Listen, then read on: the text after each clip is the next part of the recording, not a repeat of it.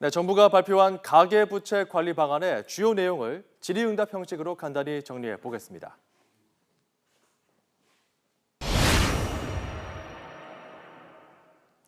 이번 대책의 핵심은 주택시장에 공급되는 물량 자체를 줄여나가겠다는 겁니다. 분양권 전매 제한 강화나 청약 1순위 요건 강화 같은 수요에 대한 규제가 아니라 공급 물량 관리에 나선 것은 이번이 처음입니다.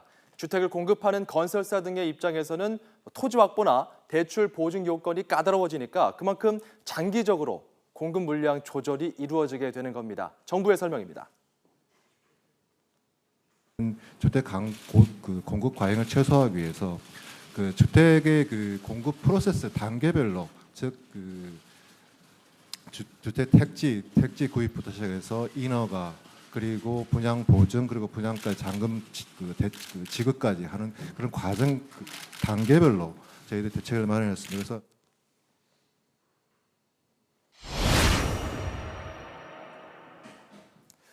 자, 그렇다면 아파트를 분양받으려는 사람 입장에서는 어떤 변화가 있을까요? 여러 채를 분양받으려는 경우 중도금 대출 보증 건수가 현재의 절반으로 줍니다. 현재는 주택도시보증공사에서 1인당 2건, 주택금융공사에서 2건, 최대 4건의 중도금 대출이 가능했지만 앞으로는 두 기관을 합쳐서 최대 2건까지만 대출을 받을 수 있게 되는 겁니다.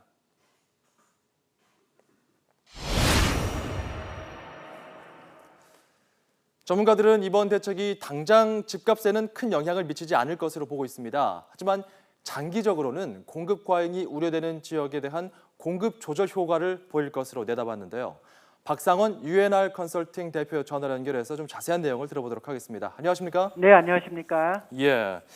자, 먼저 집이 없는 사람 입장에서 보겠습니다. 공급량을 줄이면 오히려 기존의 집값은 좀 올라가는 것이 아닌가, 이런 우려가 들 수 있는데요. 여기에 대해서 어떻게 보십니까? 일단은 약간 그럴 개연성도 있다고 볼 수 있는데요. 우선적으로 집값이 오르기 위해서는 수요와 공급이 어느 정도 이제 엇박자가 나야 되는데요. 특히 이번 대책을 봤을 때 공급이 상당히 앞으로 줄어들기 때문에 특히 미분양이 현재 많거나 이제 수도권 특히 수요가 좀 적은 수도권 외곽 지역이 상당히 공급이 축소될 가능성이 많습니다. 하지만은 수요가 여전히 많은 서울 도심권과 지방 핵심 도심권, 유망 신도시에는 실제적으로 많은 사람들이 이제 몰릴 가능성이 많기 때문에 이런 지역 위주로 집값이 좀 오를 가능성이 있다, 이렇게 볼 수 있겠고요. 또 아무래도 특히 대형사 중견 건설사 간의 신용도 좀 차이가 있기 때문에 양극화도 좀 심해질 것으로 보고 있고요. 이 신용 등급에 따라 PF 대출 보증 금리도 틀려지기 때문에 중견 건설자들이 상당히 좀 힘들어질 수가 있다, 이렇게 볼 수가 있겠습니다. 자, 아무래도 마케팅 능력이라든지 자금력이 대형 건설사가 좀 우위에 있기 때문에 이런 지방 시장과 또 소규모 건설사에 대한 이런 악영향에 대해서는 좀 대책이 좀 안 나온 게 좀 아쉽다고 볼 수 있겠습니다. 알겠습니다. 그러면 새로운 주택을 분양받는 경우도 고려해봤을 때 단기 시세 차익 노린 투기 수요가 좀 빠질까요? 그리고 이게 실수요자 입장에서는 좀 유리할 수 있는 건가요? 단기적으로는 지금 오늘 대책이 나왔기 때문에요. 일단은 거래가 좀 줄고 어느 정도 이제 프리미엄도 이제 일정 부분 좀 이제 일부 지역에서는 빠질 것으로 이제 보이고 있지만은 생각만큼 가격이 많이 내려가기는 힘들 것으로 이제 보고 있는데요. 이번에 주택담보대출 담보 인정 비율 LTV하고 총 부채 상환 비율 DTI를 이거는 강화할 계획이 없다고 현재 밝히고 있고요. 현재 시장에서 기대한 분양권 전매 제한이라든지 재당첨 금지 등 강력한 카드가 이제 나온 게 아니기 때문에 여파는 좀 제한될 것으로 보여지고 있고요. 또 많은 분들의 실제가 새 아파트에 대한 수요, 특히 재건축 아파트에 대한 수요가 여전히 있기 때문에 어느 정도 시장의 파급력이 좀 제한적이다, 이렇게 볼 수 있겠는데요.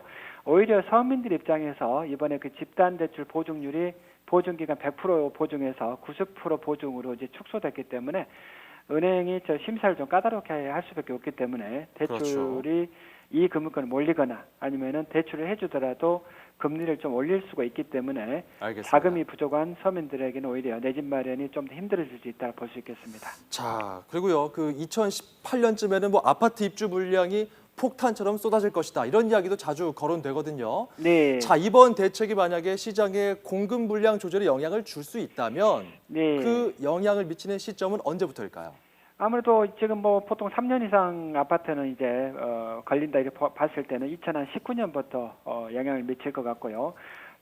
이미 그 올해 6월 6일 인허가가 전국에 35만 5천 가구거든요. 지난해 같은 기간보다 무려 18.4% 증가했고요.